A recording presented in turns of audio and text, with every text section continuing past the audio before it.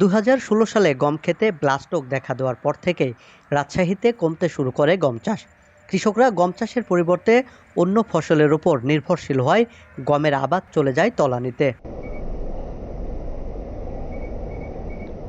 গম চাষে কৃষকদের আগ্রহ ফেরাতে উচ্চ ফলনশীল ও ব্লাস্ট প্রতিরোধী বীজ উদ্ভাবন করে গম গবেষণা ইনস্টিটিউট।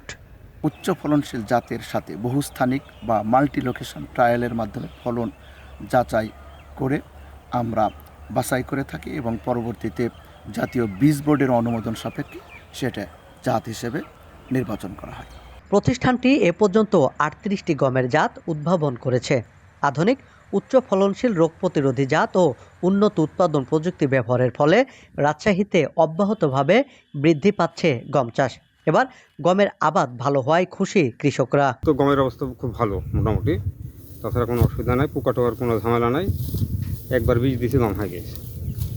এই সাইডে দু একটা ভি কমা, তাছাড়া গম ভালো হয়েছে। অন্যান্য ফসলের চেয়ে গম চাষে উৎপাদন খরচ কম এবং লাভ বেশি। গম চাষে কৃষকদের আগ্রহ বাড়াতে নানা উদ্যোগ নেওয়া হয়েছে বলে জানিয়েছে কৃষি বিভাগ। এর ভিতর কিছু কিছু জাত আছে যেগুলো খরা সহনশীল এবং ব্লাস্ট প্রতিরোধী। তো আশা করি এই উচ্চ ফলনশীল রোগ প্রতিরোধী জাতের মাধ্যমে আমরা আমাদের লক্ষ্যমাত্রা অর্জন করতে সক্ষম। জেলায় এবার প্রায় 23,552 হেক্টর জমিতে গম চাষ হয়েছে এবং উৎপাদনের লক্ষ্যমাত্রা ধরা হয়েছে 1,04,000 মেট্রিক টন। রায়হান ইসলাম, গ্রিন নিউজ, রাজশাহী।